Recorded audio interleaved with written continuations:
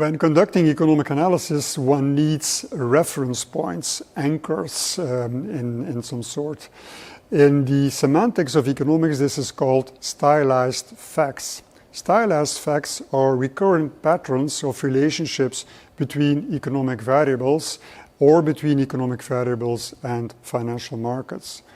These patterns, these relationships, are conditioned by the economic environment. For instance, you can have a situation whereby there is no relationship whatsoever between the unemployment rate and inflation, but if the unemployment rate reaches a very low level, you can have a pickup in inflation.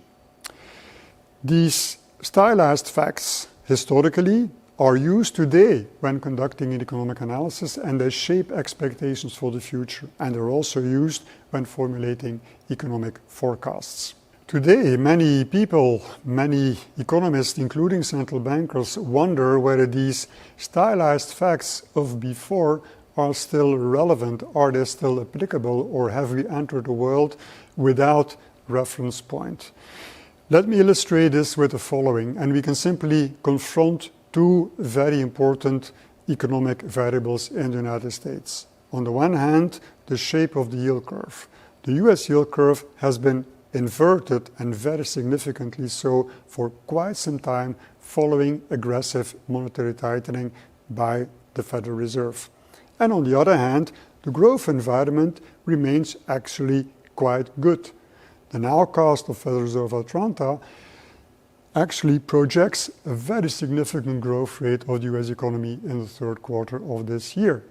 Now, this is striking, considering that historically we have observed that an inversion of the yield curve tended to be followed by a recession. And today there's nothing that points to the imminent recession risk in the United States. So what's happening? I could even add to the complexity that financial markets have been in a risk-on environment. That is, that investors have tended to look at the glass as being half full rather than being half empty. So what's going on? Well, there are a number of explanations that spring to mind when we try to understand why the economy has been so resilient faced with these aggressive rate hikes.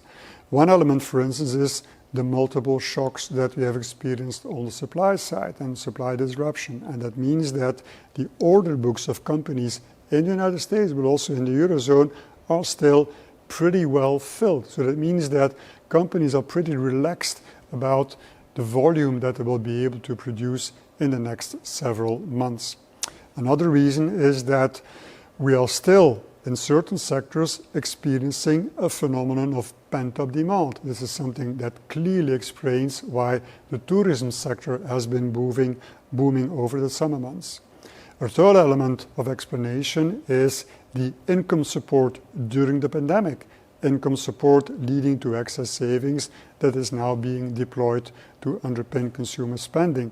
And finally, last but not least, let's not forget that the energy transition-related investments are also an important support factor for corporate investment, for household investments, and as a consequence, they support economic growth momentum in the United States, but also in the Eurozone.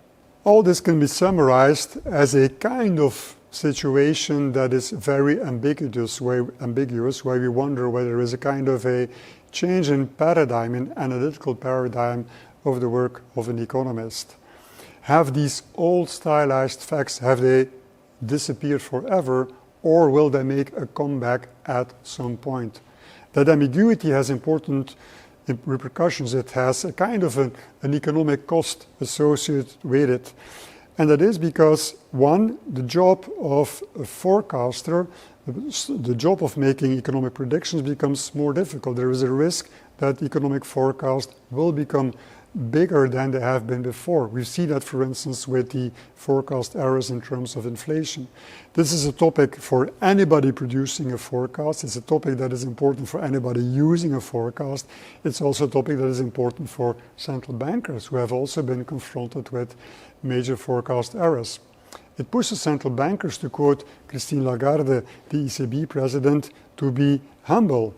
And she's insisting on that point. She says that when we are humble about how good we can do a job when making economic predictions, our credibility as a central bank will actually benefit.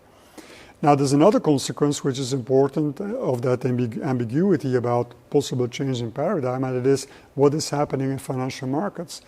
Financial market investors also have to wonder whether the historical relationship between inversion of the yield curve and recession will be restored or not. And that means that pending an answer to that very important question, they have a tendency to shorten their investment horizon. And this is quite logical. But it also means that depending on how the data evolve, there may be very significant changes in positioning when the data start to surprise in one way or another. And that would also mean that we would then see jumps in volatility, of course. I thank you for having watched Eco TV Week this week and invite you to join us again next week for a new edition. Thank you.